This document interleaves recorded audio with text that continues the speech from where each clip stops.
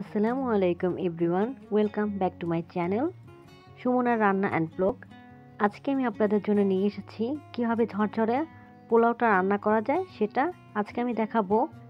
কীভাবে সহজ উপায়ে আপনারা ঘরে পোলাওটা রান্না করতে পারেন। আমি এখানে প্রায় 4 কাপের মতো কালিজিরার যে সুগন্ধি চাল আছে প্যাকেটের, আমি সেই চালটা নিয়েছি। এখন আমি এটা ধুয়ে ঝরিয়ে রেখে দেব। তারপর আমি একটা প্যান বসিয়ে নিয়েছি, এতে দিয়ে দিলাম একটা তেজপাতা 2 টুকরো করে, দিয়ে দিচ্ছি দারচিনি 3টা, এলাচ 3টা, আর দিয়ে দিচ্ছি লং 4-5টার মতো, দিয়ে আমি ভালো মতো নেড়ে চেড়ে নিব। তারপর নেড়ে চেড়ে নেওয়ার পর আমি এর মধ্যে দিয়ে দিচ্ছি কিছুটা পেঁয়াজটা দিয়ে আমি প্রায় ব্রাউন কালার হওয়ার আগ পর্যন্ত এটা ভেজে নেব।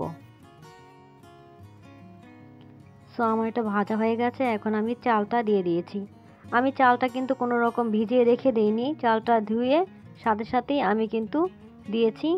এরপর আমি এতে দিয়ে দিয়েছি আদা বাটা আর পরিমাণ মতো লবণ। আমি কিন্তু এখানে কোনো রকম রসুন বাটা ব্যবহার করিনি। আপনারা চাইলে রসুন বাটাটা আপনারা ব্যবহার করতে পারেন, কিন্তু আমি পার্সোনালি কখনোই রসুন বাটাটা ব্যবহার করি না, আমি অনলি আদাটা দিই। তো আমি এর মধ্যে আমার এটা হয়ে গেছে। এখন আমি এটা নেড়ে চেড়ে দিয়ে দিচ্ছি পানি। আমি এখানে পরিমাণ মতো পানি দিয়েছি।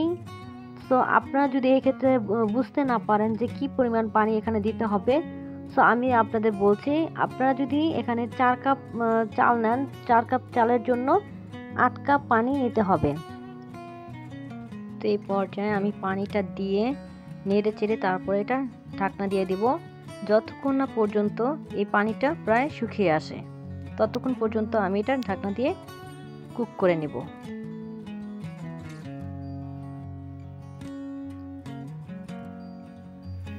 তো পোলাওর পানিটা কিছুটা শুকিয়ে এসেছে, দেখতে পাচ্ছেন। তো আমি এখন এই মুহূর্তে দিয়ে দিচ্ছি কিশমিশটা দিয়ে আমি আবার একটু উল্টে পাল্টে নেড়ে নিব। তারপর 5 মিনিটের জন্য আবার একটু ঢাকনা দিয়ে রাখবো। 5 মিনিট পর এসে এখন আমি এই পর্যায়ে দিয়ে দিব 3-4টা কাঁচামরিচ। আমি কাঁচামরিচটা এইভাবে মাঝখান দিয়ে ভেঙে দিচ্ছি, যাতে কাঁচামরিচের যে ফ্লেভারটা সেটা চারিদিকে ছড়িয়ে পড়ে। তারপর এই পর্যায়ে কাঁচামরিচটা দিয়ে আমি আবার একটু নেড়ে চেড়ে নিব। এখন আমার এই পোলার চালটা প্রায় 90% হয়েছে। তো আমি এখন আবারও 5-7 মিনিটের জন্য ভাপে দিয়ে রাখবো।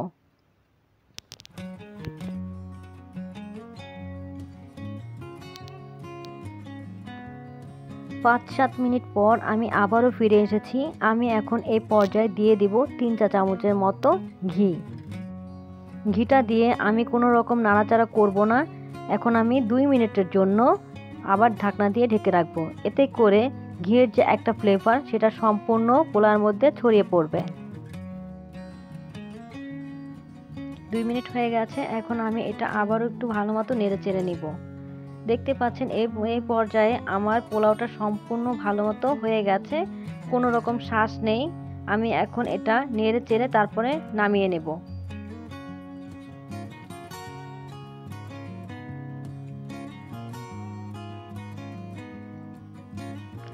এই তো আমার পোলাওটা হয়ে গেছে, দেখতে পাচ্ছেন কতটা ঝরঝরা হয়েছে।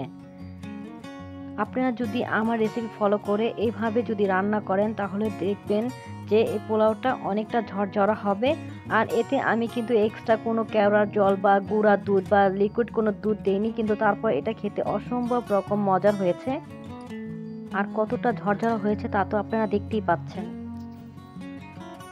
আশা করছি আজকের আমার এই রেসিপিটা আপনাদের কাছে অনেক সহজ লেগেছে। যদি আপনাদের কাছে আমার এই রেসিপিটা ভালো লেগে থাকে, তাহলে অবশ্যই লাইক, কমেন্ট, শেয়ার করবেন।